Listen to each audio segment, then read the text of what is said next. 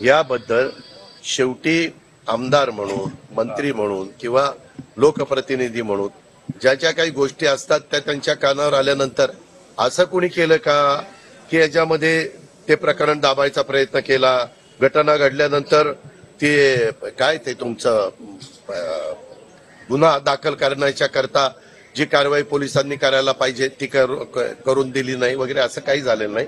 सगळी गोष्ट ज्या त्या पद्धतीनं झालेली आहे, परंतु ह्याच्यात काही वेगवेगळ्या डिपार्टमेंटचे लोकांनी चुका केल्या। ह्या चुका लक्षात आल्यानंतर चौकशीमध्ये त्यांच्यावर जी कारवाई करायला पाहिजे होती त्या त्या डिपार्टमेंटच्या वरिष्ठांनी ती कारवाई केलेली आहे। तुम्हाला कुठले मल्टिपल कॉल्स आलेत वगैरे नाही? तुम्ही सीपींना काहीतरी मी कॉल केले एक मिनिट, मी सीपींना वरचेवर फोन करत असतो काही ना काही कामाच्या निमित्तानं। या केसमध्ये मी सीपींना फोन केलेला नाही, कारण माझं सीपींचं केस झाली किंवा त्याच्यानंतर मी होतो कुठं मी सीपींना सांगितलेलं नाही। मी सीपींना सांगितलं असतं तर मी बोललो असतो ना की मी सीपींना फोन, आणि जर मी यदा कदाचित फोन केला असता तर मी काय सांगितलं असतं की अशा अशा पद्धतीनं पुण्यामध्ये घडलेलं आहे, जे कोणी दोषी असतील त्यांच्यावर कारवाई करा, दोषी असणाऱ्यावर कारवाई करा, हे सरकारमधल्या लोकप्रतिनिधींचं सांगणं कामच आहे। पण दादा दुसरे प्रश्न होता, तुम्ही तुमचे आमदार दिलीप मोहिते जे आहेत ज्या पद्धतीनं प्रांताधिकाऱ्यांवर दबाव आणतायत, काल त्यांनी शेवटी एक मिनिट थांबा।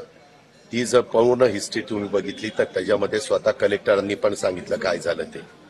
तुम्ही कारण नसताना प्रत्येक वेळेस एखादा अधिकारी बोलला म्हणजे त्या अधिकाऱ्याचं खरं आणि आमदाराचं खोटं असं कसं तुम्ही समजता? एक मिनिट तसं नाही। त्या संदर्भामध्ये जिल्हाधिकाऱ्यांनी पण त्याच्याबद्दल, माझी जिल्हाधिकाऱ्यांची भेट झाली होती त्यावेळेस सांगितलं, कारण मागं तिथं जमिनीचा मोबदला घेण्याच्या करता काही वेडेवाकडे प्रकार चाललेले होते। त्यावेळेस राजेश देशमुख कलेक्टर होते।